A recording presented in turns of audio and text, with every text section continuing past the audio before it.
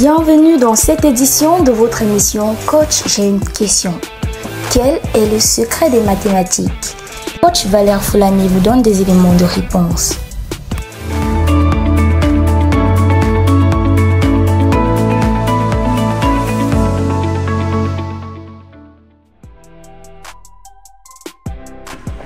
Bonsoir à tous. Je suis très content de vous retrouver ce soir dans le cadre de notre émission Coach, j'ai une question. Ce soir, nous allons parler d'une question importante. Aujourd'hui, notre système éducatif met en avant à plus de 90% l'une des formes d'intelligence qui est la forme d'intelligence logico-mathématique. Ce qui fait que quand tu ne comprends pas les mathématiques, c'est comme si tu n'existais pas. Quand tu ne comprends pas les mathématiques, c'est difficile dans le système éducatif camerounais de t'en sortir. Parfois même, on se dit que les meilleurs élèves sont ceux qui comprennent la mathématique. C'est pour ça qu'on assiste parfois à des conflits dans les lycées où ceux de la C croient qu'ils sont plus importants que ceux de la D ou qu'ils sont plus intelligents que ceux de la A parce qu'ils estiment qu'ils comprennent les mathématiques plus que les autres.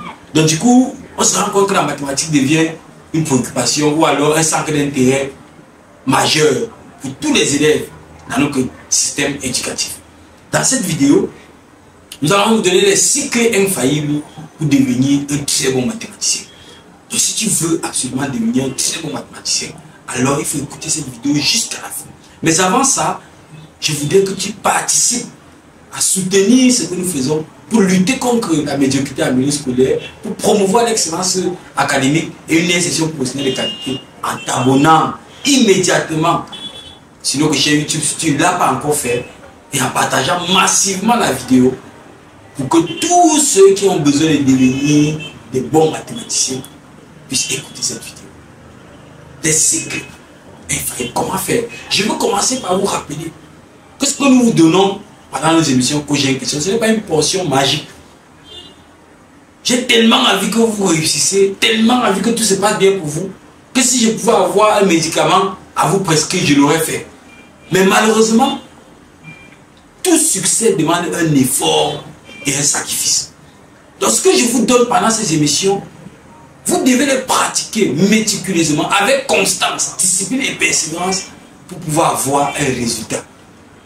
Surtout avec patience. Donc il ne s'agit pas de quelque chose que vous allez faire une fois, ça ne donne pas à vous abandonner. Non, c'est quelque chose que vous devez faire de façon méthodique, permanemment.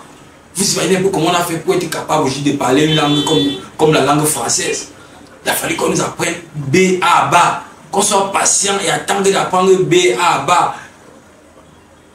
Après on évolue, la banane, on lit la banane pendant une semaine. Après les 5 jours de la semaine, même pendant 6 mois. Pour qu'aujourd'hui on soit capable de nous exprimer comment on le fait. Donc c'est pareil dans toutes les méthodes, ça demande patience, ça demande persévérance, ça demande discipline, ça demande constance et fidélité. Donc les étapes qu'on vous donne là, vous devez les mettre en pratique méticuleusement si vous voulez avoir le résultat.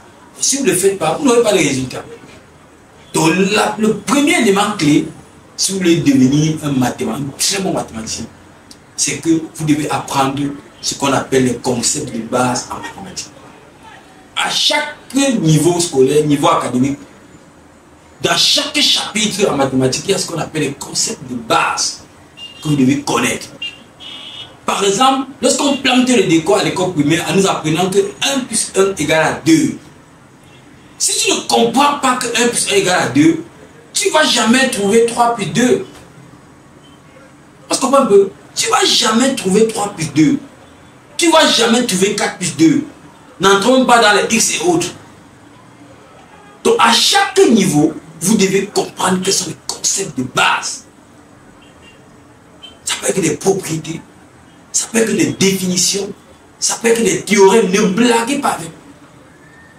Donc quand vous tombez dans un chapitre, il y a une propriété, il est urgent pour vous de comprendre cette propriété et d'essayer même de la reconstruire, de savoir comment c'est une formule, comment on a fait pour arriver à cette formule, c'est fondamental. Si vous ne comprenez pas le concept de base, quelle qu'en soit la façon à laquelle vous allez retenir un exercice, quel qu'en soit comment vous allez faire, quand vous allez retrouver votre problème, vous n'allez pas vous en sortir, vous n'allez pas démarrer.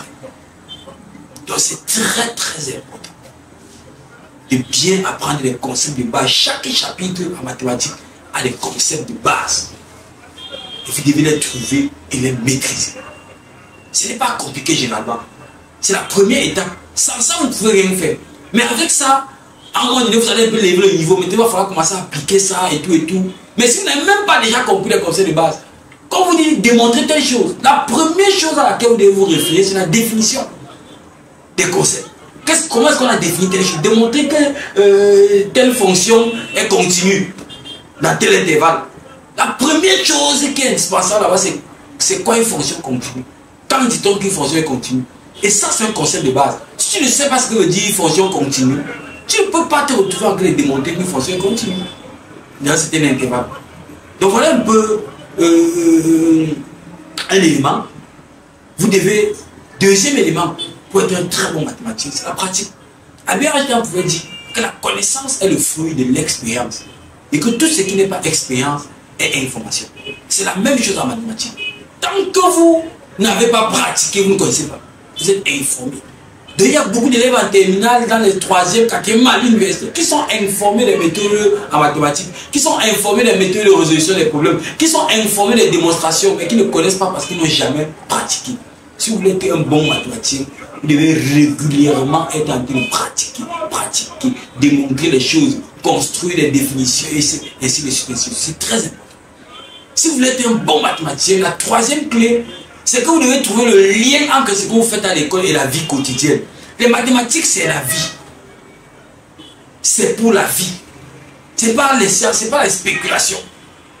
Donc si vous voulez faire les mathématiques, vous devez trouver le lien tous les jours entre ce que vous faites et ce qui se passe autour de vous. Quatrième élément, c'est que vous devez utiliser plusieurs sources d'apprentissage.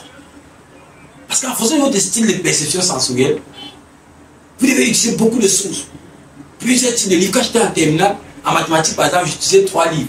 J'utilisais Siam, j'utilisais Monge, et il y avait une nouvelle collection là, ça m'échappe un peu. Il y avait un vieux livre là. Oh. Du moins, il y avait au moins les 2 sources là en mathématiques. Monge et Siam. En physique, j'utilisais classique. Il y avait classique africain le jaune, il y avait classique africain le gris, et il y avait Afredi. C'était dans l'une des premières collections, la dernière collection des livres quand j'étais en terminale. Donc, ça te permettait, parce que dans tel livre, je savais que par exemple, pour bien comprendre les probabilités, il fallait aller dans Monge. Pour bien comprendre les oscilloscopes, il fallait aller dans la classique africaine, et bien d'autres. Donc, tu utilisais plusieurs sources. Les vidéos en ligne. Aujourd'hui, avec YouTube, il y a tellement de vidéos en ligne, il y avait tellement de contenu. Donc, on t'explique les choses de façon puissante.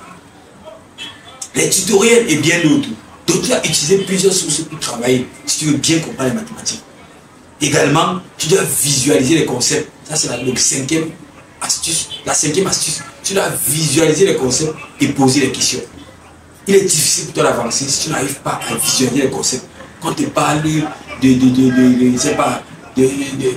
la limite d'une fonction, ça veut dire quoi? Quand on dit que voilà une fonction, comment est-ce que tu visualises ça de façon pratique? Quand on dit que déterminer la limite d'une fonction lorsque tel élément tend vers, qu'est-ce que ça veut dire par là?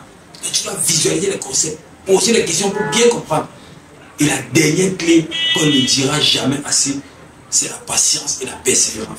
C'est-à-dire que vous mettez en pratique ce qu'on a dit là, avec patience et persévérance. Donc vous le faites, ça ne donne pas, vous insistez, et à un moment donné, ça va prendre. Donc voilà un peu les 6 éléments qui vous permettent, si vous le mettez en pratique permanemment, avec constance, discipline et fidélité, vont vous permettre de devenir de très bons mathématiciens. Cette méthode a déjà fait ses preuves et je crois qu'avec vous également, elle va faire ses preuves. Merci encore de nous avoir écouté jusqu'à la fin. Si vous avez aimé la vidéo, n'hésitez pas à partager-la massivement. Abonnez-vous et activez la cloche de notification parce que nous avons énormément de contenu à mettre à votre disposition pour votre édification et pour nous rassurer de votre insertion socio-professionnelle en tant que leader transformationnel. Bonne soirée à vous et rendez-vous dès le 19h pour notre prochaine émission. Coach, j'ai une question. Nous espérons que vous êtes satisfaits. N'hésitez pas à vous abonner sur toutes nos plateformes et à nous présenter toutes vos préoccupations. Rendez-vous demain soir dès 19h pour une nouvelle émission.